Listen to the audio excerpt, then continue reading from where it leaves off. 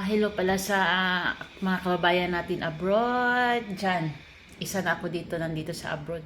Parang nakakadismaya talaga yung gobyerno natin sa Pilipinas, no? Alam mo yung parang hindi mo ramdam, hindi mo feel na safe ka. Lalo na pag umuwi ka ng Pilipinas, hindi mo ramdam ang kaginhawaan.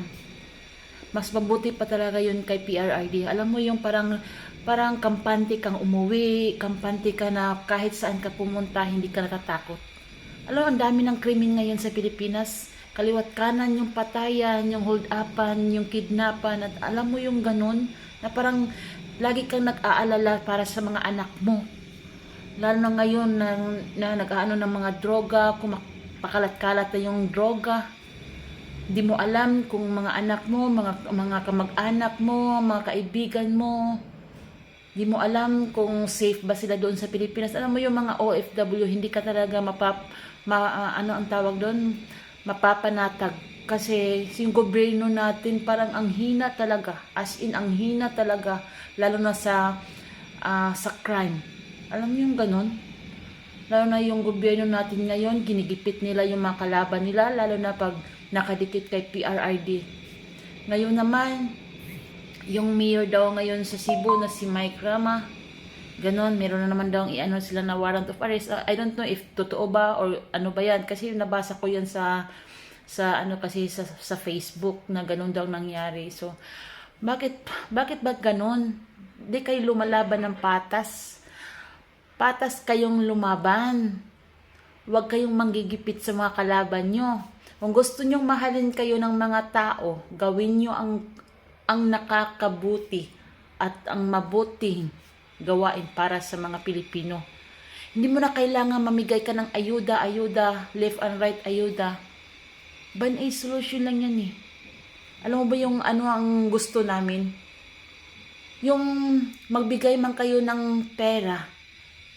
Yung pamuhunan sana ng pangnegosyo, parang ganon. Ganon sana, wag yung ban-aid solution na binigay-bigay lang kayo ng pera, nung ganon. Alam mo ba yung kaming mga OFW, sa mga ayuda sa Pinas, hindi kami kasali. Hindi kami kasali sa mga ayuda. Lalo na pag nalaman nilang abroad kami, pag tinatanong nila yung pamilya namin kung may abroad kami, may abroad sila. Tapos pag sinasabing, oo, meron, hindi sila binibigyan kasi daw ganyan. Hindi nyo ba alam, ang OFW naghihirap dito, yung mga remittance namin.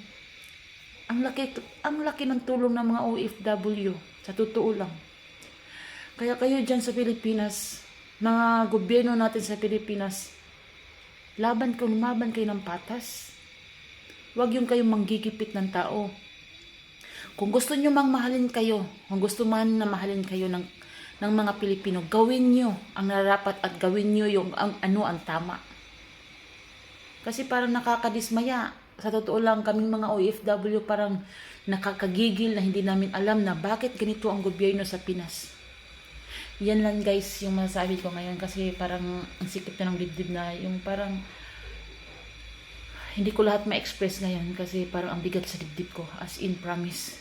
Kasi hindi ko talaga naramdaman. Bahala na kayo dyan. Kung ano mang isipin nyo, kung nasisiyahan kayo sa gobyerno ngayon, bahala kayo.